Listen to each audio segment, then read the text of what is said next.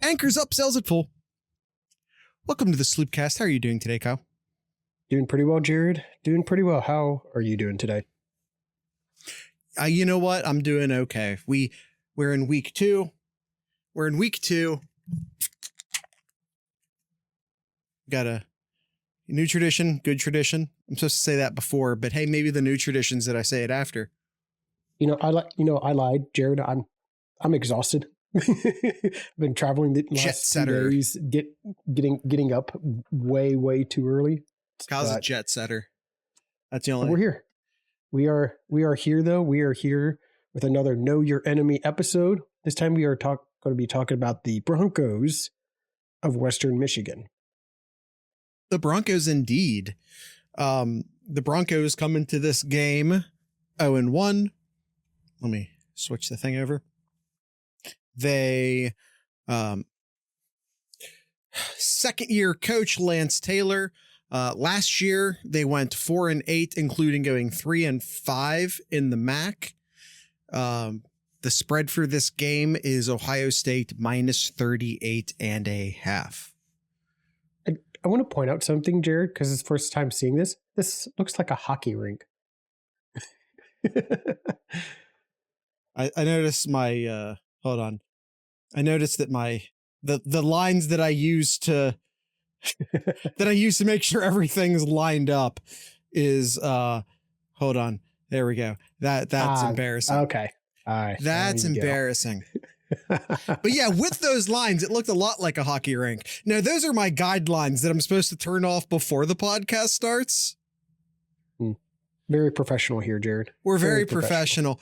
And also, what fucking ice arena, I shouldn't be cussing this early in the show, is black. No, you shouldn't.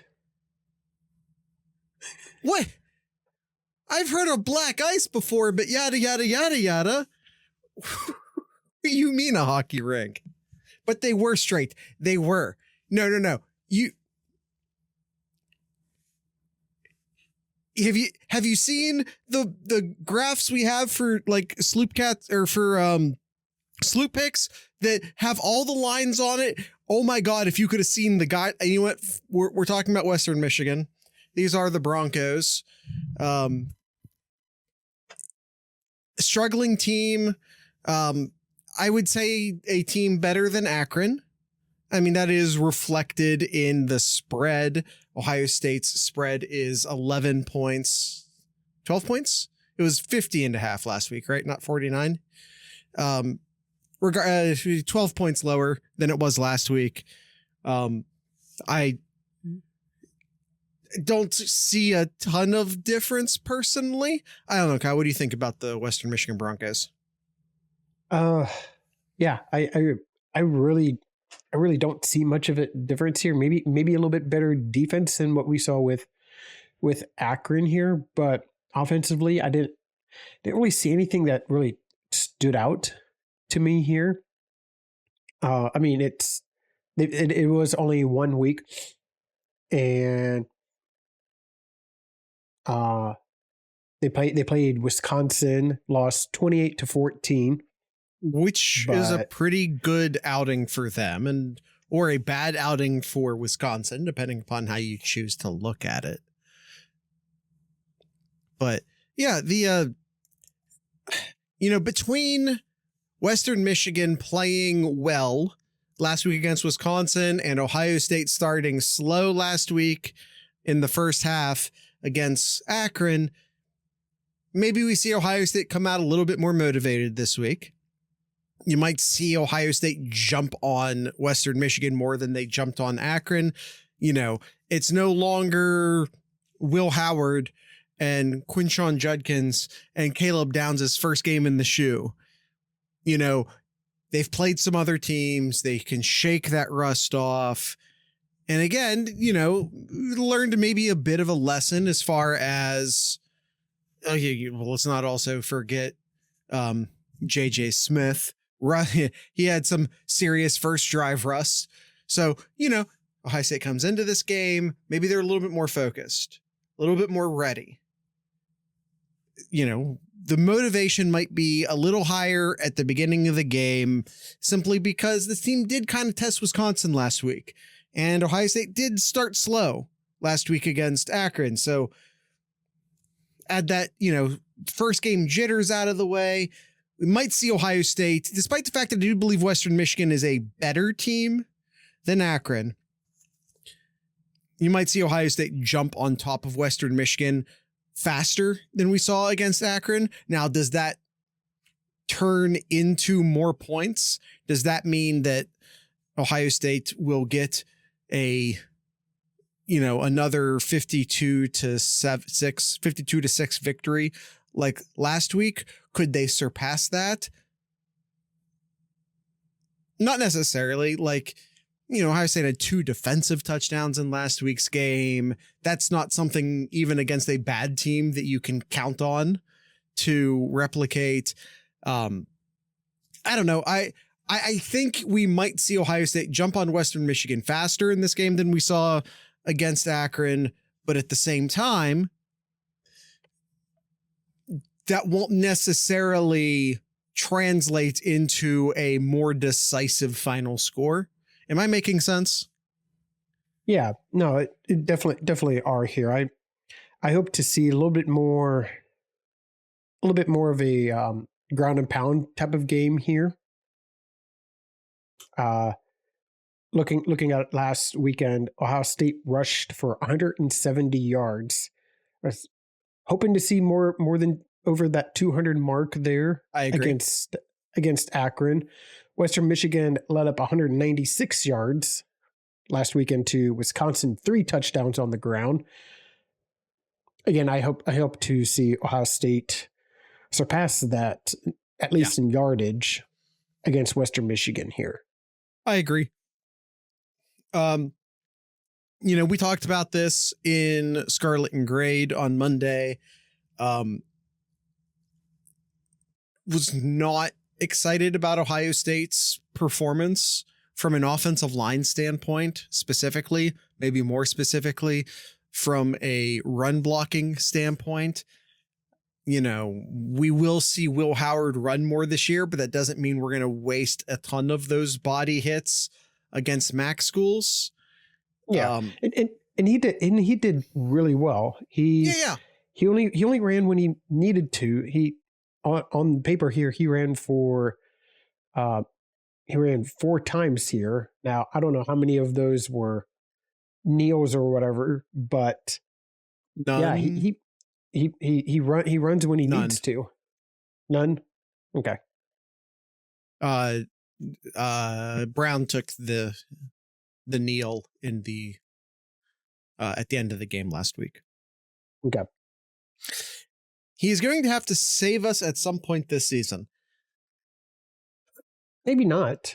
I'm going to say he's going to need to. He will.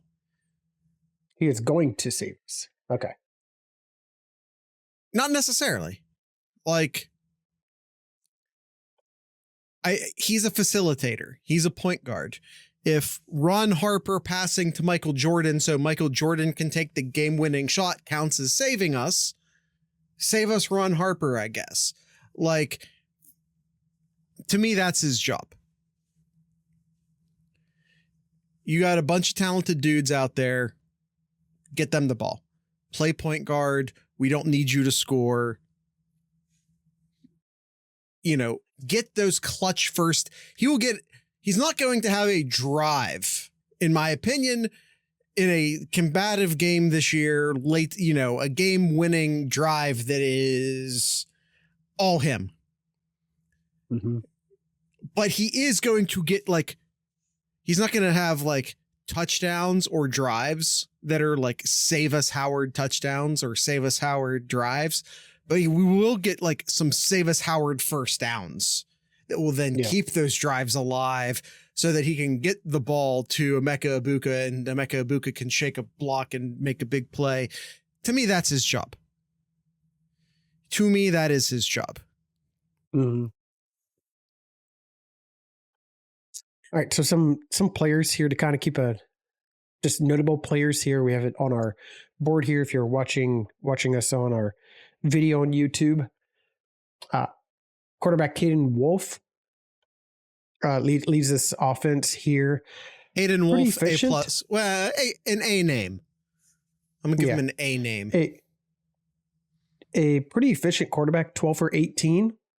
He did throw the one interception against Wisconsin, but going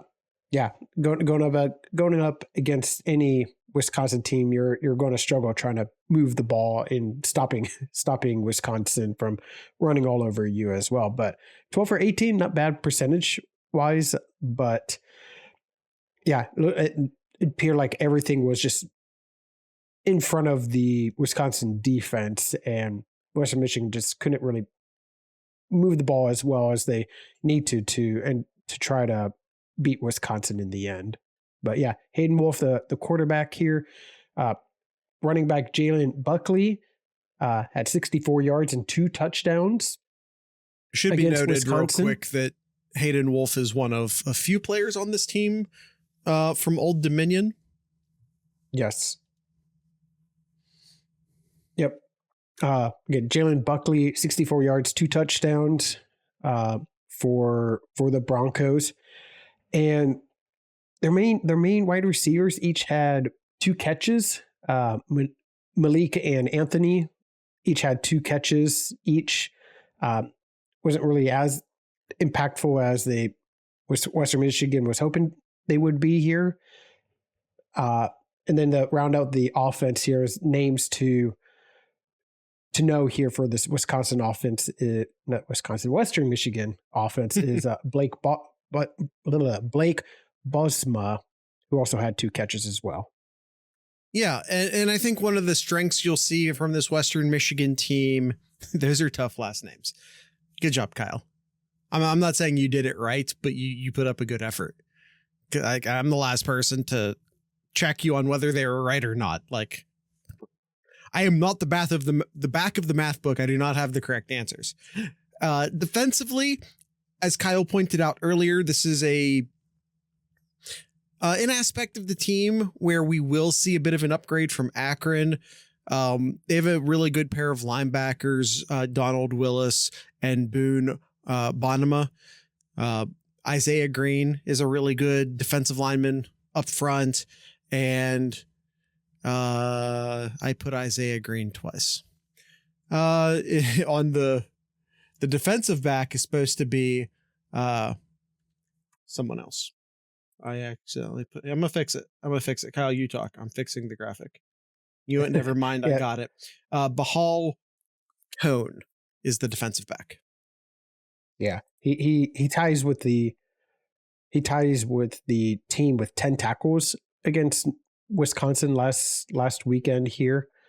Donald Willis is the other player at linebacker who also had 10 tackles. Both of those players ended up having 2 breakups as well. The other linebacker here, Boone Boonema, maybe no. I went with Bonema, but Bonema had 9 tackles as well, and then the roundup Isaiah Green there on the defensive line there had the only sack that Western Michigan had against Wisconsin. I believe it was just that was the only sack there, but I might have missed one there. Yeah, Lance Taylor, as I briefly mentioned before, in his second year at Western Michigan, previous to Western Michigan, he was the offensive coordinator at Louisville, and he also was a running back coach at Notre Dame from 2019 to 2021. Kyle, here is your own local flavor. There's an important Columbus tie with Lance Taylor, and you will never, ever, ever guess this. What is his ties to Columbus, Ohio? What is his ties to Columbus, Ohio. Yep. I'm going to guess because don't you be Googling now. Don't anyone be Googling now. Hey, my hands are up. Hand check.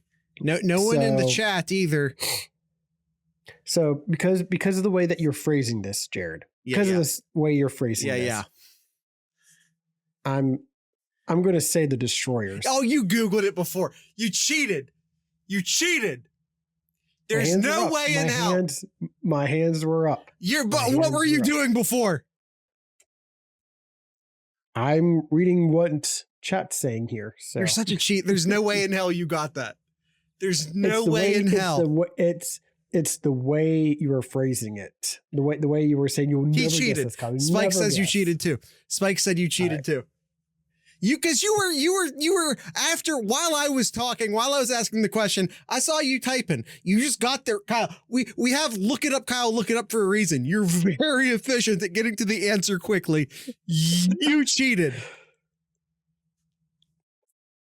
That's right. He played for the first.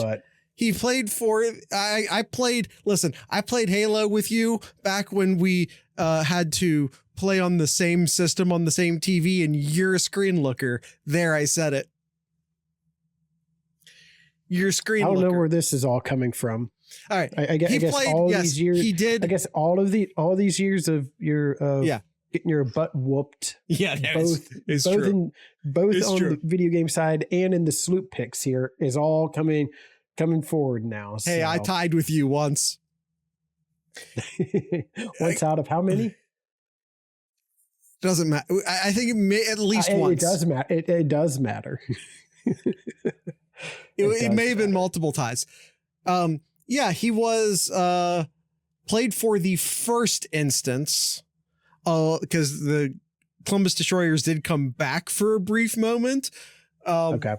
But he played for the first instance of the Columbus Destroyers back in 2005.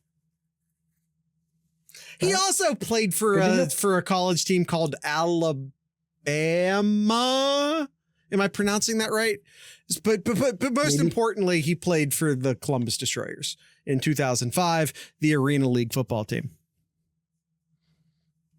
Probably not. I'm probably not pronouncing it right. What year was it that Appalachian State beat Michigan? What year was that? 2007? 2007, okay. 2006. All right. Never mind. 2007. Yeah, no, he was not on that team, or rather, he did not coach on that team. That would be an amazing. That would be more amazing than the Columbus Destroyers. Yeah. All right. Kyle, you know what else is amazing? Our Patreon. Patreon.thesloopcast.com. If you want to avoid stupid, ugly, no fun ad breaks, you can join our Patreon for as little as $3 a month. And if you can also support us. Kyle, show everyone your lovely Sloopcast merch t-shirt. It's made to look like the not the old Columbus Crew logo, but the middle old Columbus Crew logo. You can go buy that. It's got the 15. That's the year we started the podcast. You can buy that at merch.thesloopcast.com. But yeah, you can avoid those ad breaks by going to patreon.thesloopcast.com and find all of our other links at just thesloopcast.com. Here's that ad break now.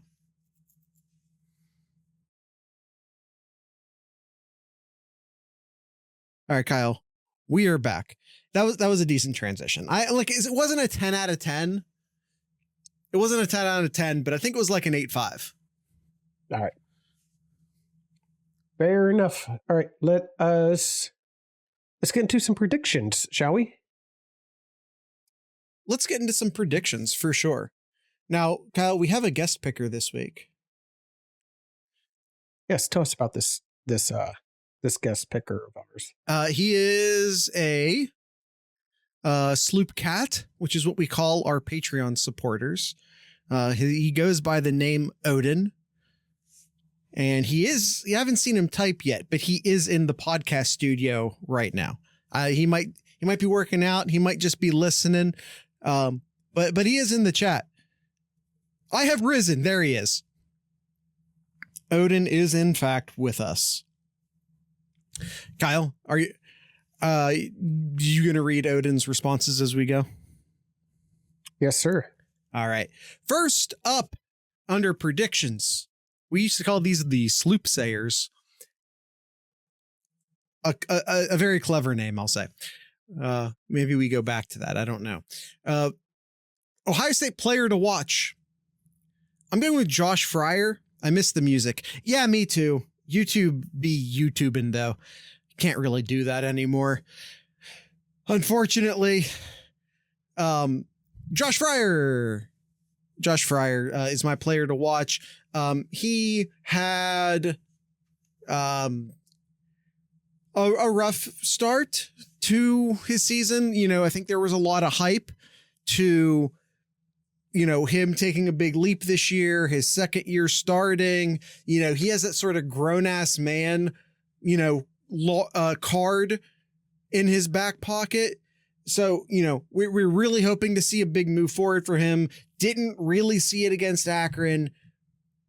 We're going to hope to see it this week. I want to see Josh Fryer lay some dudes out. You know, this is going to be a better defense with Western Michigan than what we saw against Akron. I want Josh Fryer to rise to the occasion and decleat some dudes. Yeah, I have Judkins. I'm going with Judkins for 2 weeks in a row here. I mentioned at the start, I want to see Ohio State being able to run over this Bronco defense here. I want to see more carries. I want to see more consistency. And I think that's going to be the key thing with the offensive line is consistency, being able to block well. I want to see what we saw in the second half, but throughout the game here. So I got Judkins. Really should be the offensive line, but I'm going with Judkins as my player to watch. Yeah, I mean, the answer is always the offensive line. I'm saving those for the tough games, though. So I'm not saying it all year. All right. Noted. What does Odin say? Odin simply has down Sony Styles. There we go. All right. Enemy player to watch. I got Jalen Buckley. He's the lead running back on this squad. Very talented guy. I really, thank you, Austin. I would say offensively, he is probably the player I would most keep an eye on.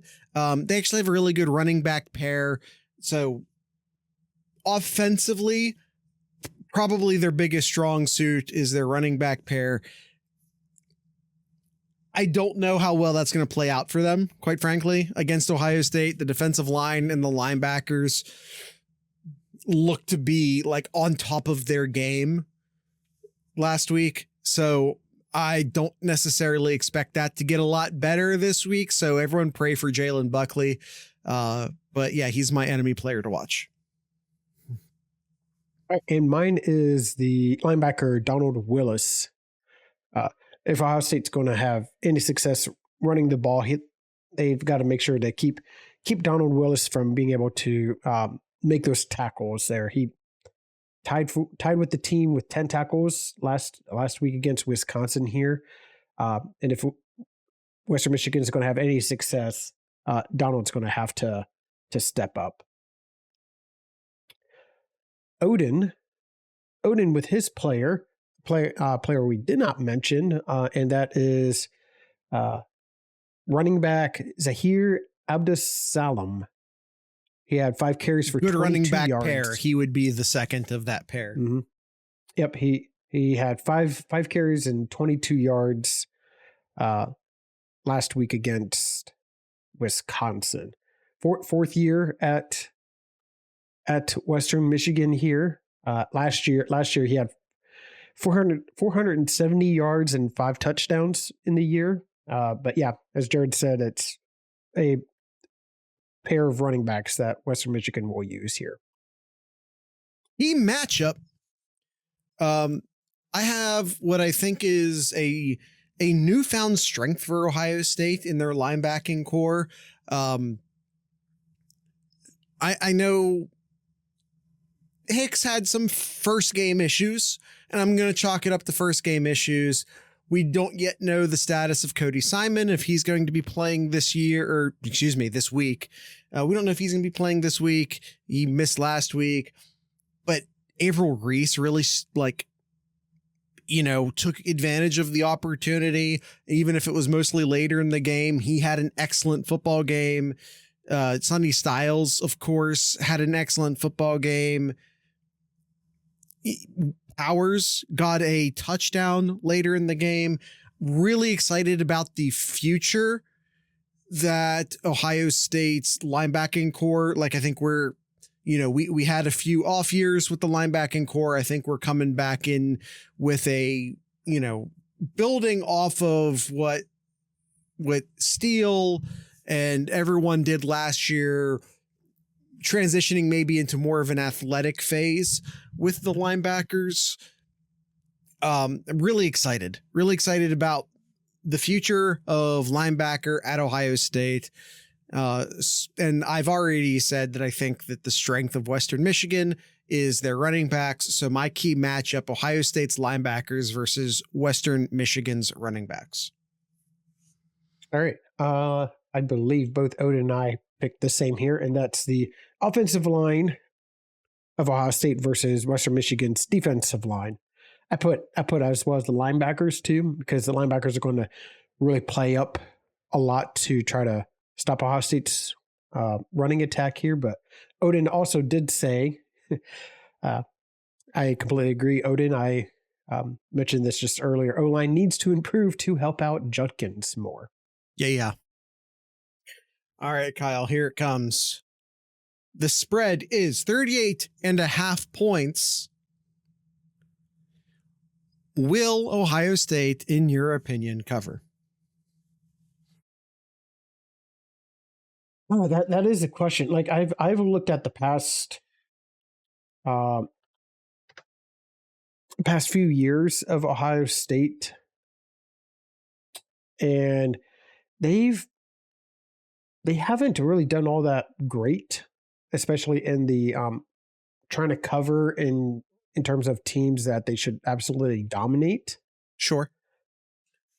And you can't really go off of recent history with these two teams because Ohio State's only played them once ever. And that was 9 years ago. You kind of just have to look at Ohio State versus MAC teams, period. Generally, Ohio State versus MAC teams. How often do they cover?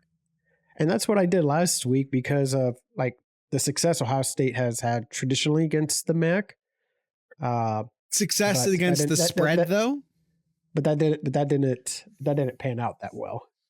38.5, a lot of points, but I think Western Michigan will put up a little bit more of a resistance on their defensive side there, but offensively, as I mentioned, I don't see them being able to score a lot here.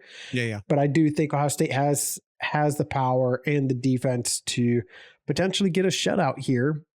So if they can get 6 touchdowns, 7 touchdowns, yeah, I'll call this a spread win for Ohio State. All right. I did not pick Ohio State to cover last week. I will be picking Ohio State to cover this week. 12 points lower is enough to get me on board, even though, once again, Western Michigan is a better team than Akron. I don't think they're 12 points better. I think, Kyle, I'm going to need you to not get too excited. Yep. This is the week where the punt gets returned. I'm calling that. Don't you do it. Brennan Ennis is going to house one this week. I think, and as I stated earlier in the show, I think for the reasons I already mentioned, I think Ohio State will jump on Western Michigan a lot harder than they did Akron. So I think Ohio State's going to jump on this. I think they're going to kill it. And I'm going to go with an Ohio State cover this week, even though I did not predict one last week. What does Odin say?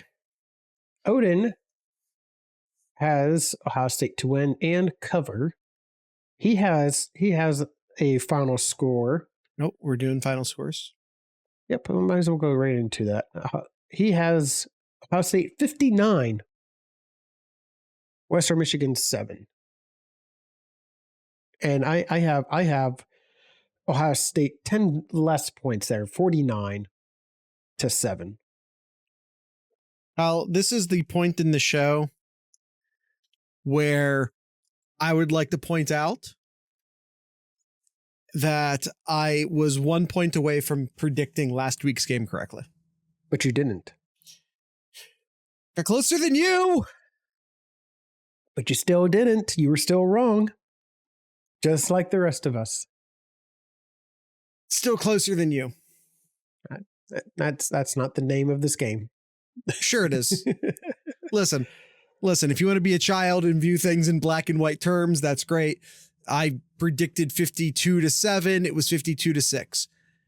You know, sometimes a grown ass adult like myself views life in the gray area and can see that that's still a really good prediction. My score prediction, you will find out after this ad break. If you want to not hear these ads, you can do so by going to patreon.thesloopcast.com. You can find the rest of our links at thesloopcast.com. Here are those ad breaks now.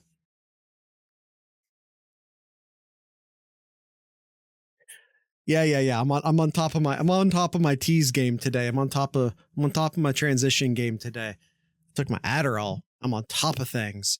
2 giant things of coffee and an Adderall today. I'm ready to take on the world. So is Ohio State. Ohio State's ready to take on the world. Kyle, I'm going to run back my score prediction. I'm running it back 52-7. I almost got it last week. I'm going to try it again. 52-7. Why not 6? That's what the score was last weekend. Shut up. Shut up. Because that's what I wanted to do. So Western Michigan will get a touchdown. Yeah. Either in the first quarter or the fourth quarter, but definitely not in the second or third quarters. Or an Iowa touchdown. No, there will be no safeties. There will be no safeties against Ohio State. That will not be happening. All right, Kyle, we have our final scores. It is time. Is it time for, we got Austin down in the chat. Is it time for Austin's over-unders? Yes, it is. Let me pull that up here, and I will. Austin's world famous over-unders. Yes, sir. And I'm going to paste that there. All right, here we go.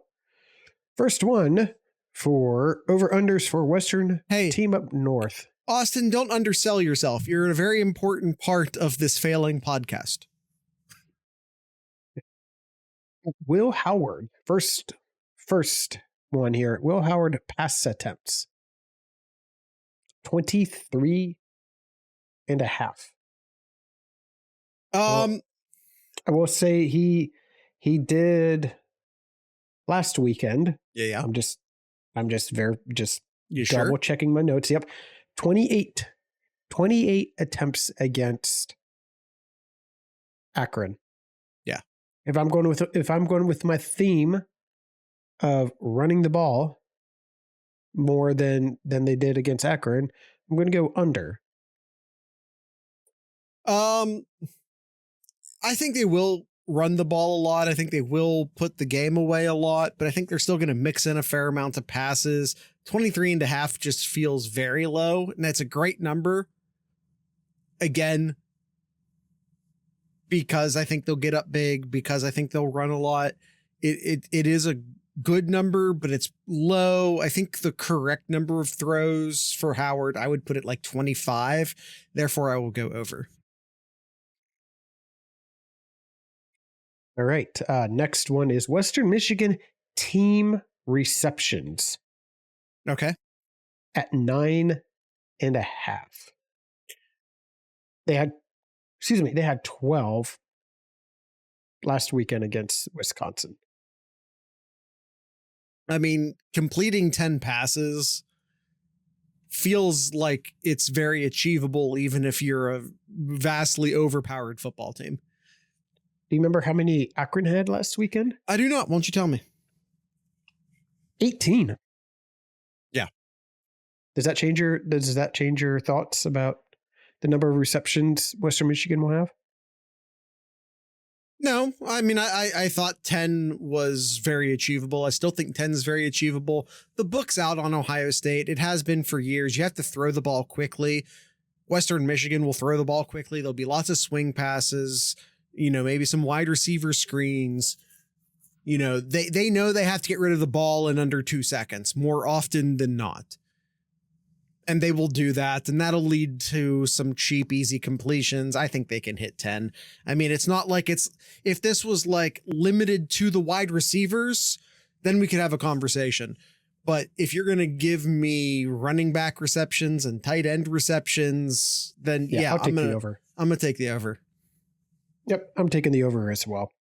Are they throwing to their backup quarterback? Whew, man, they better not run a read option and invite Jack Sawyer to hit their quarterback every time. That's all I'm saying. I see 0 attempts by quarterbacks on the reception side. Starting defensive line, including Sawyer, JT, Tyleek, and Hamilton. Sacks at 2.51. I'm gonna go. Oh, that's a good number. Sacks are so hard to predict. Off of last week's 5-sack performance, and of course that was the entire team, not just these guys. Wisconsin only had one. Just in reference, Wisconsin had one last weekend here. Yeah, it's hard to predict who the sacks are going to come from. It's hard to predict how long the starting crew is going to be out on the field. It's hard to predict how many plays. So like to Kyle's been saying he thinks it's going to be like a real run heavy game. Ohio State might run the ball crazy in the first half, eat up a ton of clock. How many snaps does Western Michigan even have offensively against Ohio State's backup offense or backup? Let me try that whole thing over again. How many snaps will Western Michigan even have against the starting 4 defensive linemen against Ohio State between just first string rotation and the starters being pulled? I'm going to go under. Your thought process is the same as mine. I'm going under for that too, because I mean, so many other players other than those 4 can really be disruptive and get a sack in there too. And I know Sawyer and JT were very, very disruptive against Akron, but yeah, I'll go under. 2.5 isn't a lot. It is when you limit it to 4 players, and it's totally achievable. But sacks are, you just don't necessarily know who's going to get the sacks. Okay, that's the thing. Quinshon rushes at 11.5. I'll take the over on that. I think that's a really good number. I would put I'd put both of them at 13. Like if you didn't give me an over under, you just asked me to guess how many rushes between the 2 backs, I'd say like 25, 26. So really good number. More than 10 receptions, but less than 2.5 sacks. That would be a failure. You can't say that. Depends on the air yards. Yes, exactly. How many of those receptions are caught behind the line of scrimmage? How many of those receptions are caught for 1 or 2 yard gains? It's too simplistic to say that's a failure. Remember, like Akron's longest reception was to their tight end. Right. Like everything was in front of them, or right at the line there. All right. We have Dominic Moon and Boone total combination tackles by those two linebackers at 16 and a half. So we didn't really talk about Dominic before. Yeah. But the linebackers will really get in there and try to make quite a bit of tackles there. And my prediction where Ohio State's going to run the ball a lot more, linebackers are going to get in there to get their tackle. So I'll take the over. But the other linebacker, Donald Willis, is going to get some tackles as well. It also feels like a game where the safeties end up getting a lot of tackles as well. Like that's honestly one of my big hesitations here is, how many tackles are the defensive backs going to end up getting? Because, plays run to the edges or plays to get to, the third level, or even the second and a half level to like their quote unquote strong safety. But, at the end of the day, that's only, 8 each plus 1. It seems totally achievable. I'll go over. Okay. Unless we give up on the run. If we give up on the run, I'm going to be, that's a failure. All right. Emeka and Tate reception yards at 131 and a half. Last weekend, those two combined had 109. I'm going to go under. Again, kind of with my theme, what I got going on here. I'm going to take the under for those two combined at 131 and a half. Yeah, I think last week we had an over under for a wide receiver, and I was like, dang, they could get that on one play. So I went with over. You can't get 131 on one play. It is 2 players this time though. So you're looking at 65 yards apiece, which, depending upon how many snaps you end up actually snapping with those players on the field, is totally achievable. But how soon are the starters pulled? I'm going to go under. Okay. I don't necessarily see, I said earlier, I think my prediction for the number of passes by Will Howard's like 25. If you spread that across like 4 wide receivers and the running backs, it starts to get pretty watered down pretty quickly. I'm going to go under. If this were a more competitive game, I'd go over, but these guys might get pulled halfway through the third quarter. Okay. Last one here. He has Reese tackles. All right. And plus all defensive back pass deflections at 7.5. That's a very, very specific stat there. Those are 2 specific stats combined. Mm-hmm. Reese had 4 tackles last weekend, just for reference, and Ohio State had 3 pass deflections, which is where that 7.5 is at. Yeah. I don't think that we'll see. I'm going to go over on this. I think once again that we're going to see Ohio State jump on Western Michigan faster than we saw them jump on Akron, which might lead to, even if not like a full line shift to the second string as quickly, we might see the second string rotate in earlier. So that means more opportunities for Reese. Plus, I think Western Michigan's going to want to, or going to be forced to. They're not going to run the quarterback as much, I guess is what I'm saying. They're going to try to actually throw the ball more, which could lead to more pass breakups. I'm going to go over. Fair. I'll go under. Not a lot of deep throws. Spikes, that is a good point. Yeah, I'm going to go on. Yeah, I'll go under. I'll go under with this one here.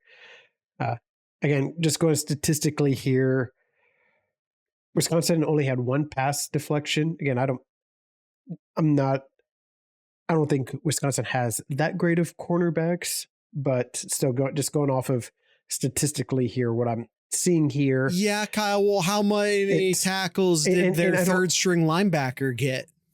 And I don't think that that Western Michigan's going to throw the ball a lot either.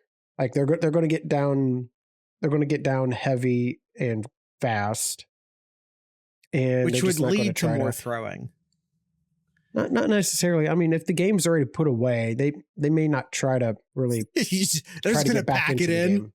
You think they're just going to pack it in? Maybe, yeah. Maybe. All right, Kyle. Was that the last Austin over under? That was it from Austin's over unders. All right. Are there any other questions in the Ask Sloopcast mailbag you want to hit, or are we going to end the show? I'm looking here.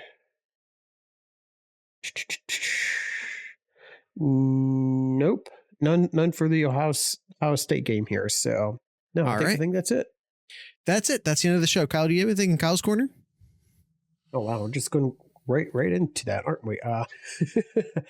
We're recording this on a Wednesday instead of a Tuesday, and we need to wrap this shit up so I can edit it and go to bed. Yeah, no, that's fair enough. I think the only thing is that Ohio State did get a commit in basketball. Yes. They got an in-state forward, Alex Smith, 6'9" out of Upper Arlington. So right in their backyard. Absolutely. And we talked. Did we talk about Phillip Bell during a previous episode?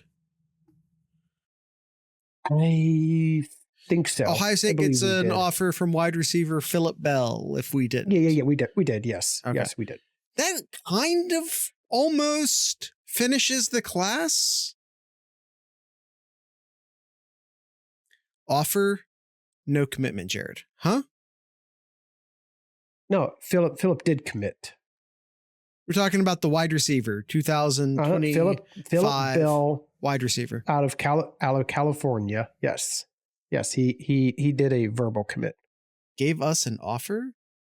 He gave us. Did I say offer? I meant if I said offer, I meant commitment. I don't know what the hell I said, and since it's recorded, I'm not going to defend myself that hard because I could just so easily be proven wrong. But yeah, he committed. Aside from like another offensive tackle, Ohio State's recruiting class is kind of done. I'll get the timestamp from Patreon in like 3 hours. Don't bother. I don't care. I misspeak sometimes. It's fine. So